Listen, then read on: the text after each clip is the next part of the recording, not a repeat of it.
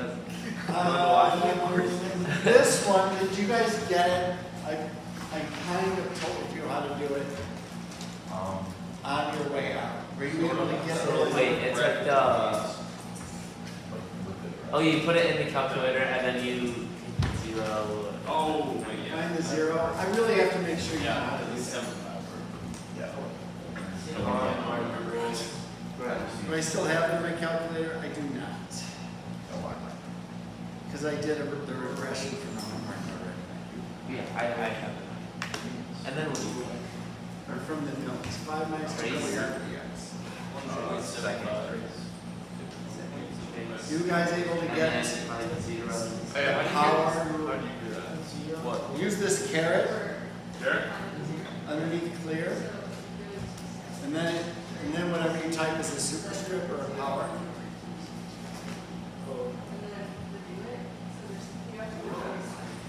Five minus 2.5 to the x. And then wait, how do I handle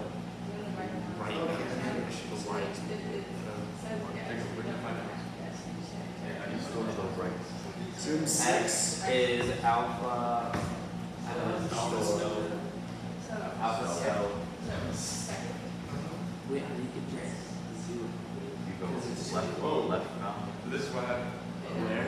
Right now. You go to the left of it, and then to the right of it. So go here, Yeah, I don't think we're. Just being correct, super spot too. and then here, and. You were not on the left side. So we never factor zeros And then- like substitute We never what? calculate zero by on paper. I'll show you that. That's kind of fun. Yeah. Let's do that. So you got that? We have 1.75. Oh, yeah. Yep. Very- maybe even Actually, today. it's 1.76 because 1.75. 1.7. Yeah. Okay. 7 is the head. For me, it's easier because Everybody good with this? Yeah. All right. Wait, Mr. Bush, how do I get out of that? Yeah, just Wait, here. go to plots 1 and Easily. it's really good, but it's hard.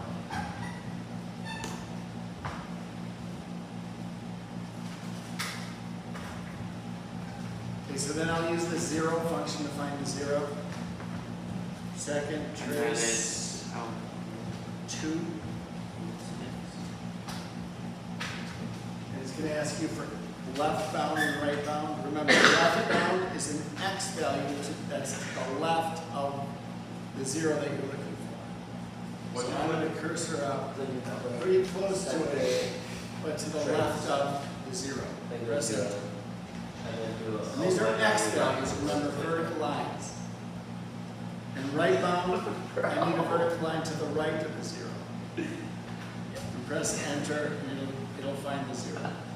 1.7565.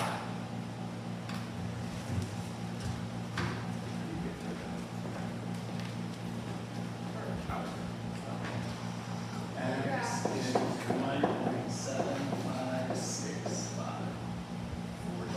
So if you need to, you're trying to find the value of x that gives you a y value of 0. If you're solving this equation, y value is 0. We're going to solve for x, so we're going to solve for this term that has the x, 2.5 power, 2.5 to the power of x equals 5. And then we need a function that takes variables or numbers from the power and to put those on the ground floor, on the bottom. We need a function that undoes exponential functions. And that's a logarithm. Right? that's what I said. That's what I said. And there's a specific logarithm because logarithms look like this. They have the word log and they have a base number. And you evaluate the log base, whatever that number is. You evaluate that of this number that's in this spot right here. Okay? So we're going to put this in this spot, but we need to correct base of the log so that we can get rid of this exponential term, right? So we use on both sides of the equal sign log base 2.5. So the base of the log is the same number as the base of the exponential. And then you log base 2.5 on the right side of the equation. And when you solve for x, you get x is log base 2.5 of 5. And a log is a power. You're trying to tell me what power do you put on 2.5 to get 5. But your calculator can just figure it out. Log base 2.5 of 5, you can go to, on your calculator, if you press math, you get a bunch of functions. Oops, you can't see that there. When you press math, you get a bunch of functions. One of the last functions in the list is log base. So that's what you're looking for on your calculator. You get the, I'm doing math. I go up from math, and you go to the bottom quickly. So if you press log base, oops, let's get out of here. And put math, log base. The number's 2.5 in the base, and you're evaluating it at 5. So if you like square 2.5, it's going to be pretty close to 5. Because 2 squared is 4, 3 squared is 9, so I'm looking for a number like 2.1 or something. And you get 1.7565, which is the number we already had when we graphed. Okay, everybody good? yeah.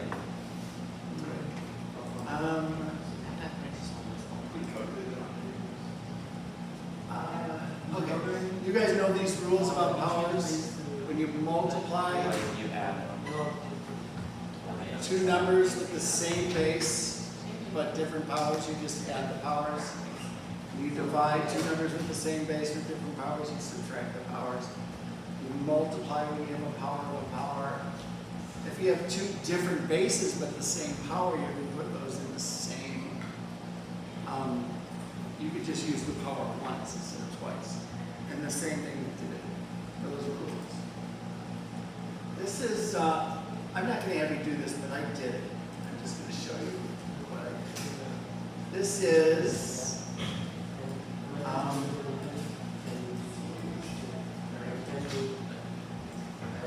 an exponential regression on your calculator. I took my data under stat, edit. I entered 2 for the year 2002 and 3 for the year 2003, right? 4 for the year 2004 and 5 for the year 2005. So I just entered the years in, and then the population of the United States. I didn't worry about the ratio part. And then you can do an exponential regression. That's under stat, calc. If you go past the linear regression and the quartic regression and the cubic regression and the quadratic regression, there is an exponential regression. There's a logistic regression, a sine regression. Well, we're going to go to exponential regression, which in my calculator is the 10-1, 0. And if you get your data from list 1 and list 2, you can store the regression equation into y1 by using alpha trace center and calculate it. And here, the starting number, the number of the multiplier on the exponential term is 282, and the base of the exponential is pretty close to 1.009, and the power is x. Bless you. I can graph this by going to y equals and turn my dots on, and then do zoom at 9, which is zoom stat. And there are the data. So we want to estimate the population when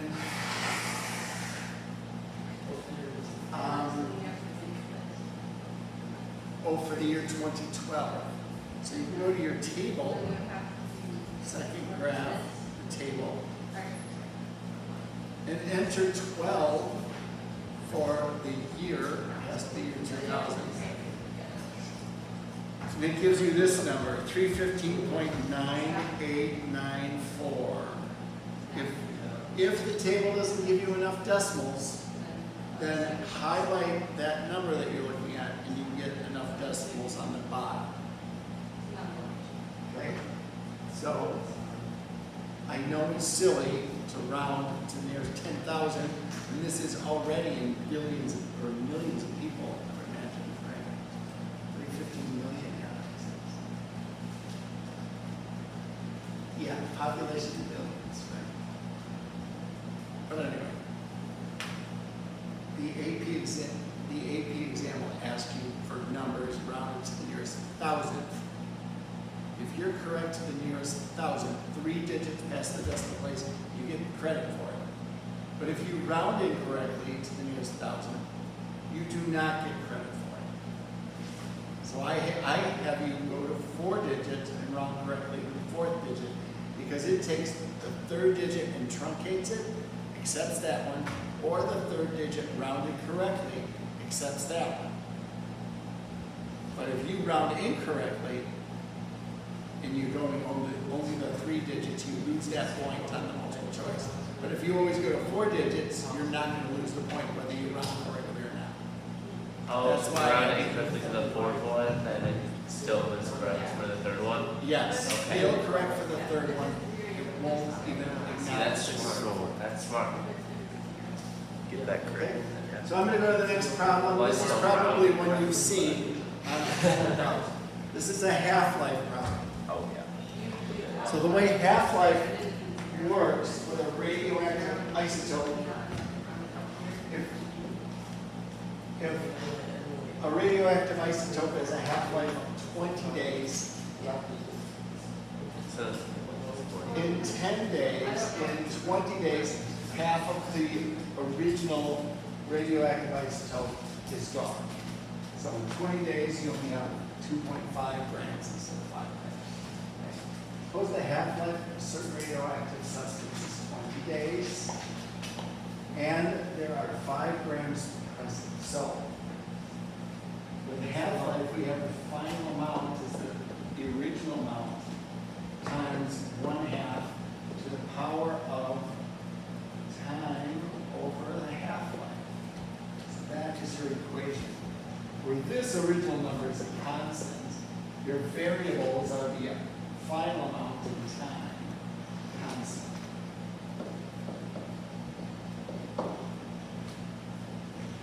So we can figure this out. And we're going to have to use logarithms to solve for t. This is half-life.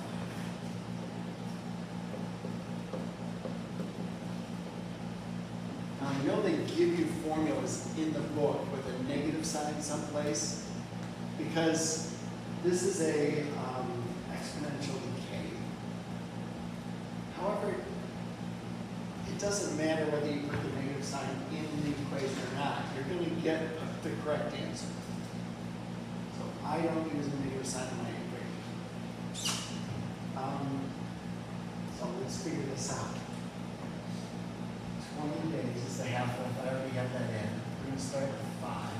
So the final amount, we want 1 gram left. So we're going to have 1 gram left. That's from here.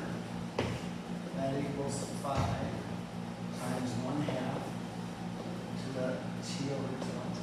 See if you can solve that. Get the exponential part of this expression alone, and then log base, the correct base of the log on both sides of the equal sign. What you do first is divide by 1/5 and get 0.2. Divide by 5 and get 1/5.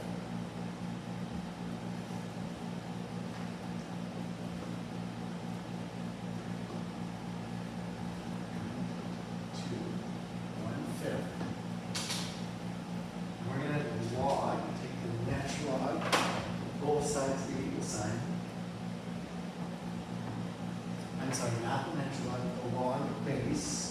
base am I going to use for this log?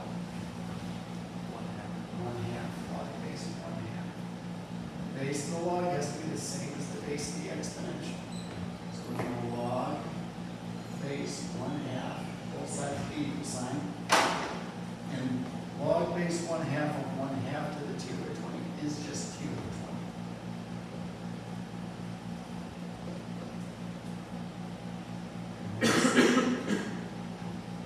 Log base 0.5 of 0.2.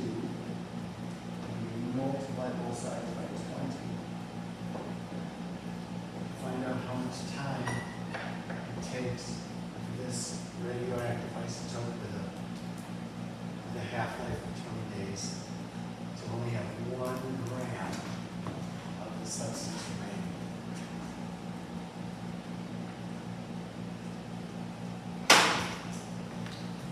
You guys have a number?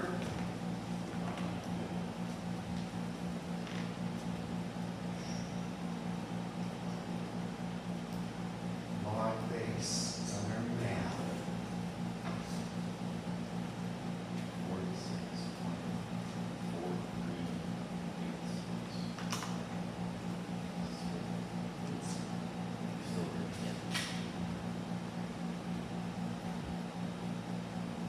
4386. Nice job.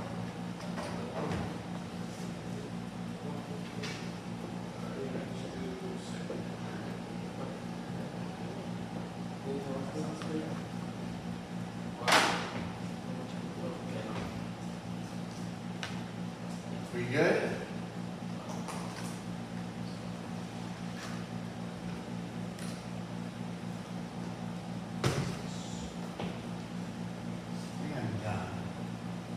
And these notes, the ones that are supposed to be used before. Okay.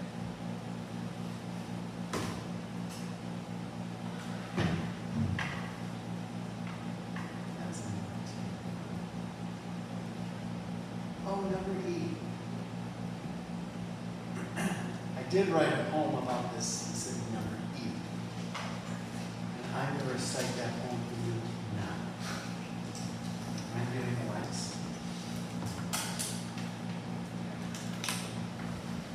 My poem. I wrote it's about my favorite number, the number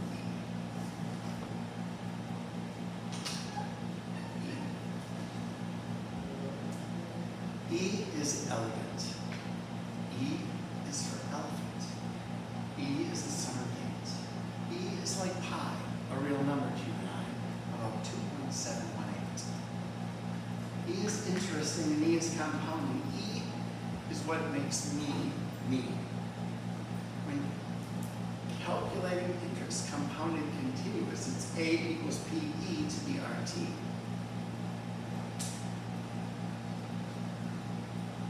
Now E to the X is never complex. It's not solace when you've given up hope. When evaluating its derivative, it's really quite quizzical. The exponential is its own slope. Now my love for E is not bounded by Z. It's a much better number than A. For A is a constant and E in an instant is the inverse of logarithmic naturality.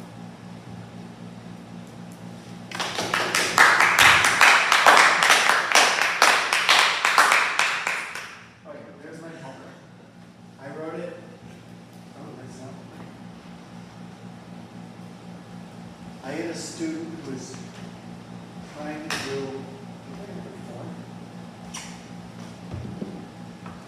her, like she graduated, took calculus with me, graduated, was taking a math class and exponential functions, and she goes, I just can't get motivated. And so I, she was goofy, like I'm a little bit goofy. And since I already had no seat, was it right here? Parametric equations. Okay. And so I wrote it. I sat down and in 2 days I wrote this poem. And my original version got censored by my principal. Anyway, I was a guest speaker at a National Honor Society induction. And begged me, recite the poem, recite the poem, and I did, and I had maybe a controversial line in it. I didn't think it was, but my principal did. So I changed it, so now we've got the first one. Yes. For the homework last night? I'm gonna get to it, but I wanna get to notes so you can do tonight's homework. Oh, okay. So, but I did just finish last night's homework, so maybe that'll help you get the problem that you had to skip done. And if not, it's okay. I'll still answer questions, but we have 2 days in 1-4, and it's a bunch of stuff. I want to try to get through the notes for that, and I'm not going to check last night's homework until I feel like you guys knew enough to do it. And I don't feel like it was really fair to give you that assignment for the last things. I'll give you an extra day. A relation is a set of ordered pairs. So there's a mode on your calculator called parametric mode. And there's a way to graph functions using parametric equations. And the way parametric equations work is it breaks down equations into 2 different expressions. So you have to fill in an expression to find the x coordinate, fill in an expression to find the y coordinate. And typically, you get functions of time for x and y. Right? So you have used parametric equations before when you've worked with this particular circle, with the points 1, 0, and the point 0, 1. And you guys know if this is a 30-degree angle or an angle of this pi over 6 radians. Do you know the coordinates of that point?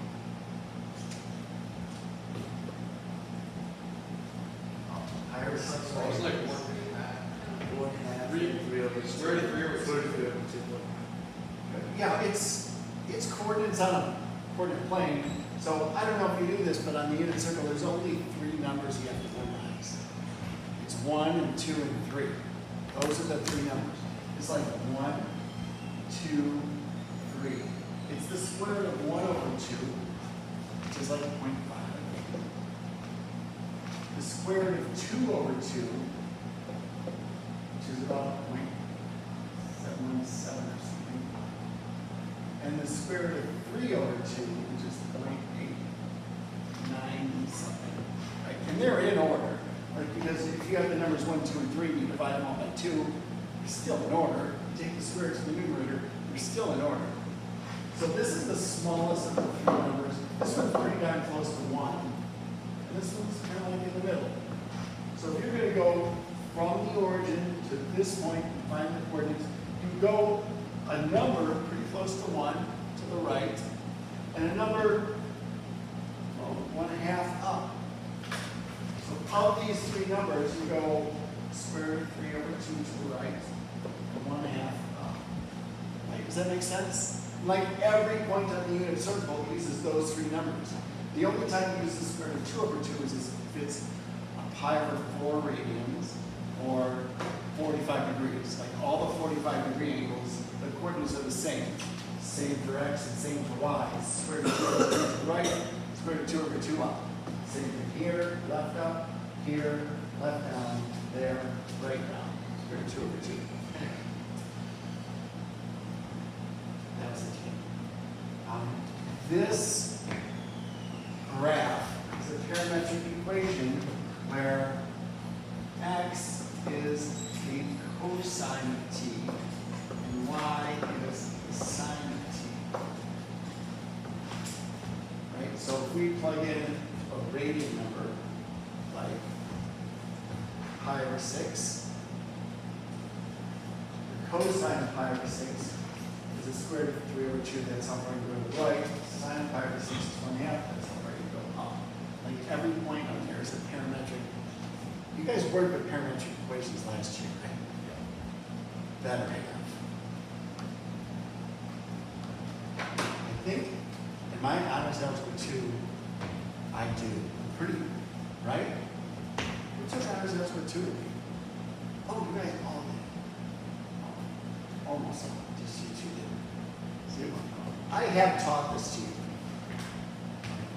Anyway, parametric equations. So if you graph this function in parametric mode, you take your calculator and you have to press mode, and you go down. You don't want to be in, I don't know what the regular mode is, function mode. You want to be in parametric mode. So that's, you don't want to be in function mode, you want to be in parametric mode. And then when you press y equals, turn your plots one off at the top and clear what's ever in there. Then for the first function, you get a function that you put in for x and a function you put in for y. And we're going to put this function that's on the board for x is a square root of t, square root of t.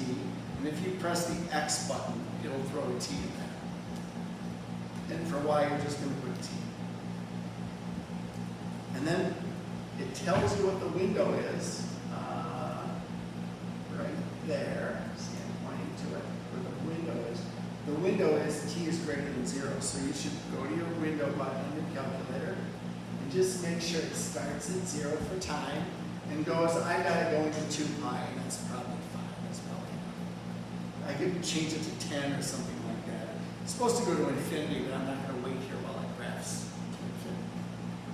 So if you press zoom 6, it should graph a normal sized loop. I'm going to do one more thing. Yeah, that's what mine did too. I'm going to go to the window. If you see how the step is 7.5, I'm going to change the step to 0.2. And I'm going to do one more thing. My y equals already up there. I like this one that has the 0 with the little trail.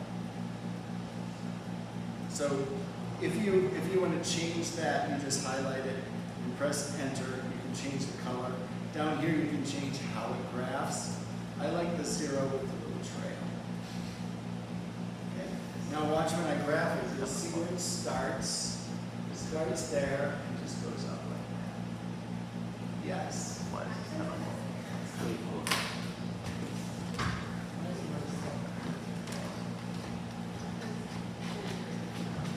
Look how it graphs. Wait. Why is it so short? Is it just without it might be.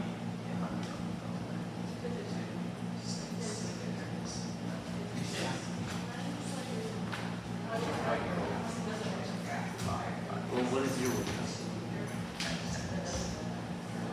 No, that's your Zoom zoom 6. 6 will like make it normal. Make your Zoom graph. 6 made mine so small. That's great. It's not because yours goes to 6, which is 2 pi, and I made mine go to 10. So. Let's try this. Yes.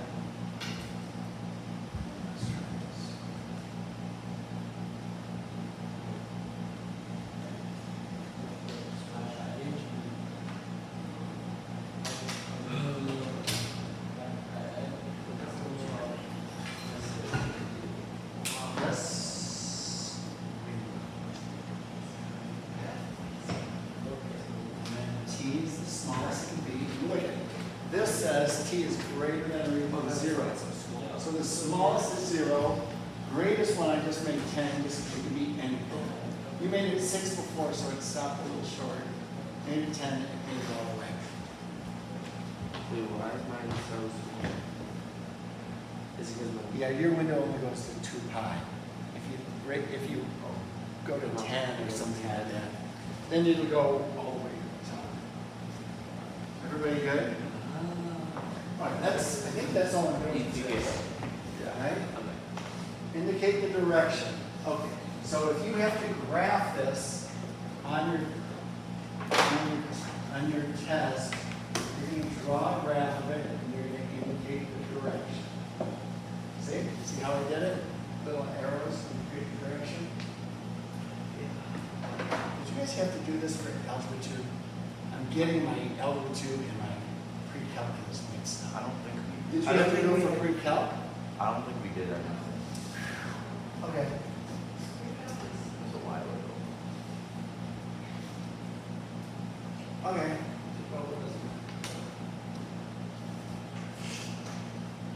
All right, here's a problem. So you can see that this parametric equation is the same as the unit circle, right? Because x is cosine of t, y is sine of t, just like the regular unit circle, except you're multiplying by 2. So the biggest cosine can be is what number? 1, and if you multiply 1 by 2, you get 2. So this will give you x values that as big as they can be is 2, right? And then they get smaller than 0, and then they go to negative 2. They go back to 0, and they go to 2. For sine, again, the biggest sine can be is 1. If you multiply 1 by 2, you get 2. So the highest it'll go is 2, and the lowest it'll go is negative 2. Right? So this will make a circle starting at 0, like it starting at that point, because when time is 0, cosine of 0 is 1, 1 times 2 is 2, so here's where it starts at point 2, 0, you'll do this, okay? And you can plug these into your calculators, make sure you change your window from 0 to 2 pi or 6.14, it's close enough. Okay, and see if you can graph it. If you have your step like 0.01 or 0.2 or something like that, and you use that circle with the little trail, it'll trail it out really nicely. It'll be small because the radius is 2, and on your calculator it goes 10 up, 10 down, 10 right, 10 left. If you zoom standard, which is zoom 6, I'll do it.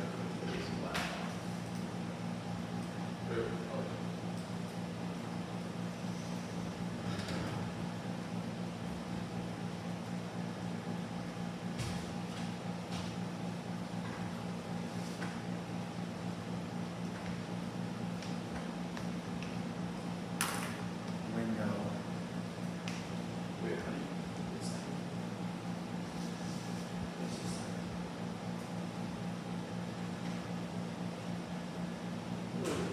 Did you make multiple? Oh, you know what my problem is?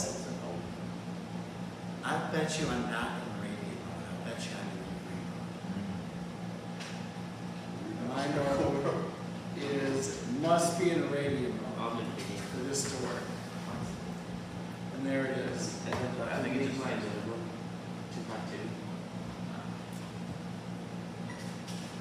Notice it kind of looks like an ellipse and not a circle. It's just because up and down is shorter than right and left, and it goes to positive 10, negative 10 all the way. Anybody have a question about it? Okay. Maybe? No, I got it.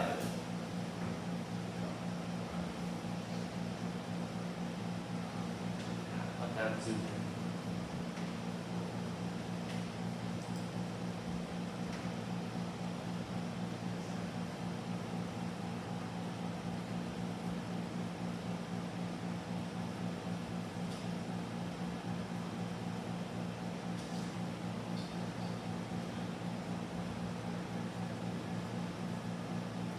Okay, find the initial and terminal points. So it starts at this point.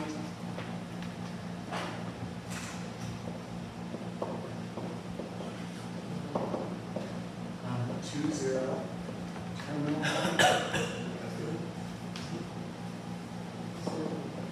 2, 0. Indicate the direction.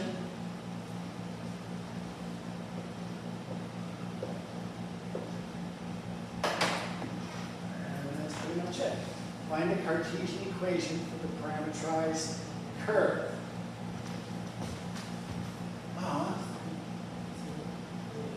What you're covering How about the Cartesian equation for the parametrized curve? It would be like y equals or f of x equals y? No, it's not. It's not a function. It would be a circle. What is a circle? Y squared plus X squared equals, in this case, should be 4. Yeah. The equation of a circle, remember a circle is x minus h squared plus y minus k squared equals the radius squared, where h and k are the coordinates of the center. Well, if the center is at the origin, h is 0, so it's x minus 0 squared or just x squared. So we just parametric equations, we just suppose speed,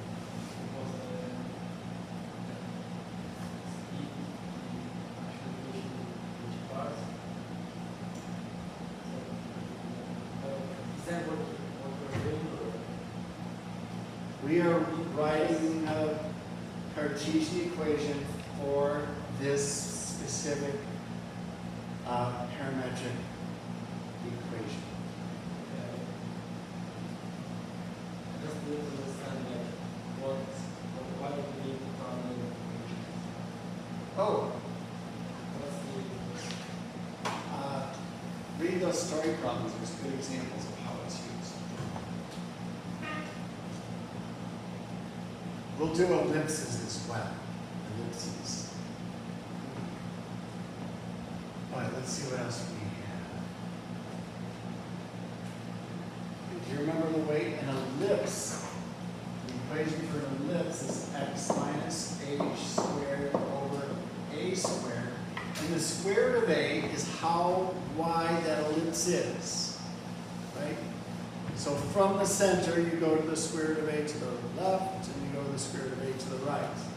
And then you have the y minus k squared over b squared. And b is the y direction, so it's a vertical direction. From the center of the ellipse, you go to the square root of b squared, which is just b, square root of b squared, which is just b up, and the square root of b squared down. Right? So you go to the square root of a squared to the right, square root of a squared to the left, square root of b squared down, and the square root of b squared up.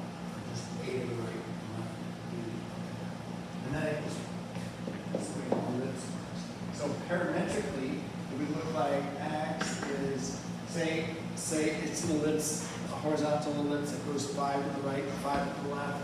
It would just be 5 cosine of x and y, not x, t.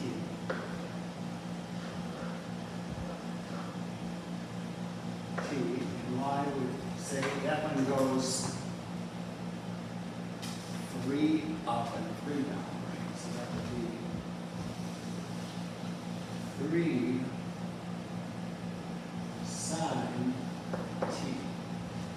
And then if we had to write the Cartesian equation for this one, we would just make sure that in the horizontal direction, right, horizontal direction, that we have 5 squared on the bottom, x squared is 25 plus y squared over 9 is 1. And there's the Cartesian equation that represents this parametric equation of an ellipse. That makes sense? This is an ellipse. So center of the origin goes to the right and left 5, goes up and down 3. So it's horizontal ellipse. Foci on either side of the origin. Here's one now. Graph this parametric curve. X equals 3 cosine of t, y equals 4 sine of t. You guys want to do that quickly? What's your expectation of this parametric curve? What are you going to get? Without reading the heading of the exam. What are we getting? An ellipse, right? How far to the right and left does it go? 3. How far up and down does it go? 4. So this is The major axis of this ellipse is the y-axis in this case.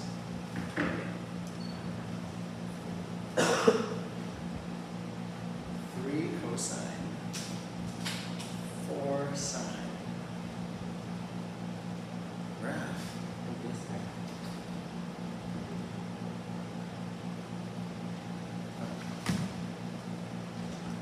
And there's the graph. Could you come up with a Cartesian equation to represent this ellipse?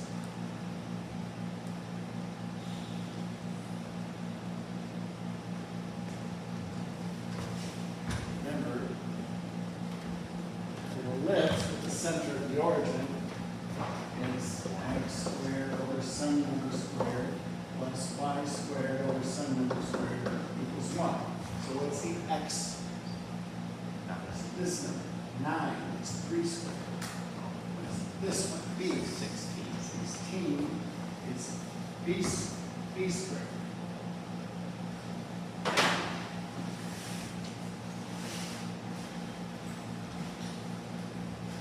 Okay, any questions about that?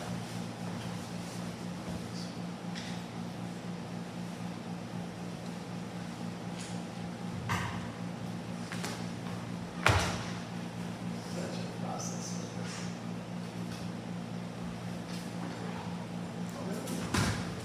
I'm not done still with it. 4, tomorrow I'll start with more notes on 4, and then once I'm done with that, I'll answer questions on. Okay.